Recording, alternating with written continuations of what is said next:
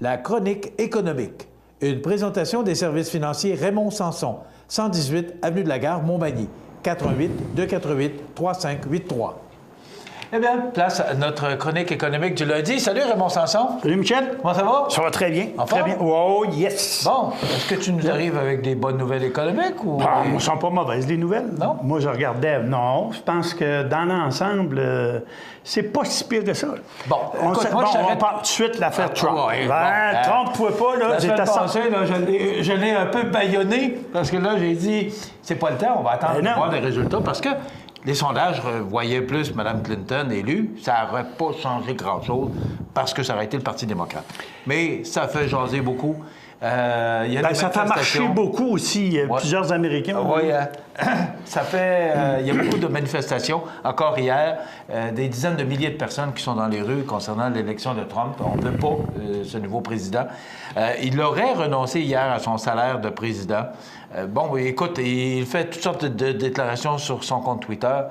Qu'est-ce qui va arriver? Ben, je sais que tu n'as pas de boule de cristal, Raymond. Là. Ben, en tout cas, mais moi... est-ce que l'économie... Parce que la bourse a eu des fluctuations, mais pas si importantes que ça.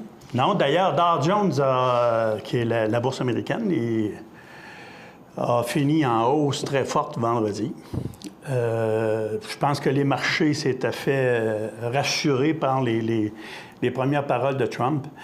Il ne faut pas oublier que M. Trump a une idée en tête, c'est d'investir beaucoup de milliers de milliards de dollars dans les infrastructures, dans le but de relancer l'emploi. Pour lui, le déficit, ça n'a pas d'importance. Ce qu'on lisait dans les journaux... ce que M. Trudeau pense aussi. Exactement. Puis ce qu'on lisait aussi dans les journaux, c'est que... de son côté, Trump, lui, veut réduire les 7 paliers d'imposition américaine. Nous autres, on a 4, mais aux États-Unis, il y en a 7. Alors, 7 paliers d'imposition, et réduirait ça à 3, ce qui amènerait des réductions d'impôts de l'ordre de 35 %. Autant pour les riches que pour les pauvres. Alors, bien sûr, il va penser... Et qui n'ont pas fini de s'endetter? Non, parce que juste ça va coûter, si je me souviens bien, 4,5 milliards de dollars sur 10 ans. C'est incroyable. Moi, je veux dire, quand je regarde ça, là, on est à l'ère de chiffres astronomiques. Pour moi, il n'y a pas rien que sur la Lune ou sur Mars qu'on veut voyager. Là, on nous amène vers un autre. Et Trump veut complètement abolir les ententes sur le réchauffement climatique. Bon, je regarde juste ce que ça a coûté l'année passée aux États-Unis. On parle cette année, là, 2016, 526 milliards de dollars de catastrophes ou de dommages causés suite aux ouragans et les catastrophes naturelles. Qu'est-ce qu'il va falloir de plus pour prouver à ce bonhomme-là que la planète est en train de se réchauffer? C'est se détruire. C'est de s'auto-détruire. Et lui, là, il veut repartir les mines de charbon, c'est bien certain. Il veut créer 25 millions d'emplois dans les prochaines années. Il veut aussi, tu sais, c'est un regroupement de beaucoup de lectures que j'ai faites dans la dernière semaine. Il veut expulser, il l'a dit, les immigrants clandestins. Mais par contre, il ne veut pas nécessairement que ce soit les Mexicains qui occupent les emplois.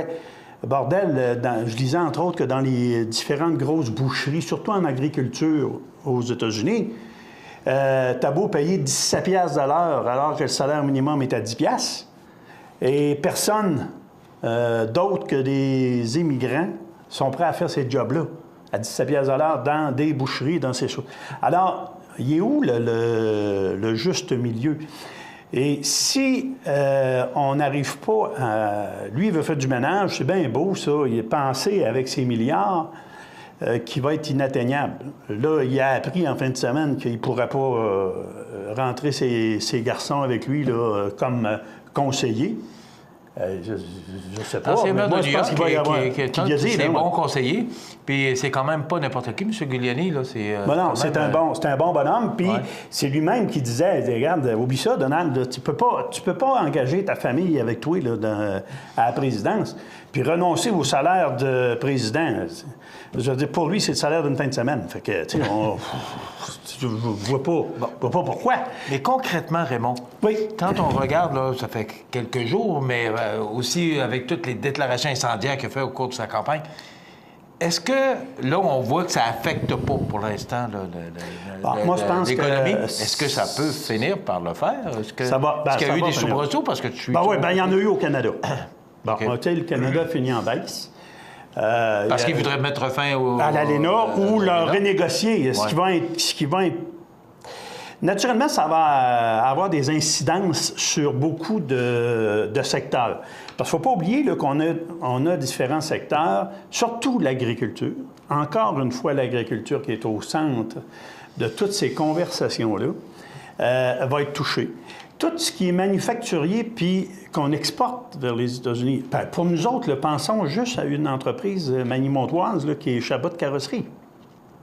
Chabot Carrosserie ont beaucoup de travail au niveau de la peinture des autobus, mais pour pouvoir exporter aux États-Unis, ils doivent avoir des usines en terre américaine, ce qu'ils ont.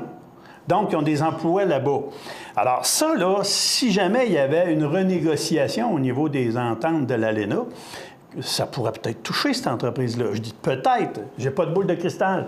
Comment les gens vont réagir face à ça? Mais il ne peut pas tout nier. Je voyais une entrevue en fin de semaine. Mme Henkel était... Une invitée à Radio-Canada, je La pense. Dragon, là, était invitée à Québec dans un regroupement de femmes d'affaires. Et elle disait qu'il faut regarder les opportunités qui peuvent se présenter, exemple avec l'Union européenne ou avec d'autres pays de l'Europe, et prendre des opportunités puis lâcher les États-Unis un peu. Bon, moi, je pense Qu'est-ce que tu penses de ça? je suis de ceux qui croient que on voit de plus en plus d'investisseurs européens au Québec. OK? Moi, je pense qu'effectivement, il faudra diversifier. Hein? On parle toujours de diversification en placement. On parle de diversification également au niveau des productions industrielles. Il faudra diversifier nos partenaires, diversifier notre marché. Penser que dans le futur, ça peut peut-être être les marchés émergents qui vont faire vivre nos entreprises. Marché émergent, l'Argentine, comment je te dirais ça, donc, le Chili, le Venezuela. Il y a des opportunités d'affaires à faire là-bas. La Chine en est un également, mais il y a aussi l'Inde. Il ne faut pas oublier l'Inde. C'est fou ce qu'on peut avoir comme opportunité si on diversifie un peu. Oui, il ne faut pas se le cacher, il y a plus que 70 de nos exportations sont faites vers les Américains. Mais ils vont réaliser, eux autres aussi, qu'ils ont besoin de nous autres. M. Trump, là, dans ses tours d'ivoire, ces choses-là, il n'a pas appris comment fonctionnait vraiment le vrai monde. Là. La vraie économie de terrain, là, c'est dans le champ que ça se passe. Ça. C'est sur le terrain. Il est déconnecté un petit peu, lui. Parce que lui, il a surfé, comme on pourrait dire, au-dessus de la vague.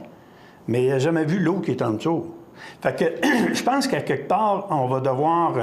ça va s'assagir sur moi. Je pense oui, on va connaître des périodes un petit peu plus difficiles, là. Mais quand je dis difficile, turbulente. Bon, il faut s'attendre à ce qu'il y ait des entreprises sur lesquelles on s'attendait à plus de bénéfices. Je vous disais les résultats financiers de Power Corp la semaine passée, Power Corporation, dont le bénéfice a diminué de 40 %. Et, bon, les actionnaires n'ont pas à s'énerver avec ça. C'est une institution qui est très solide. Pendant ce temps-là, les actions des différentes compagnies d'assurance comme Sun Life ou Manuvie grimpaient jusqu'à 50 $. Sun Life est au-dessus de 50 $ à l'heure actuelle, alors qu'elle était à 42 $ en début de janvier. OK, c'est quand même un beau profit. 25 d'augmentation. C'est une belle croissance, ça.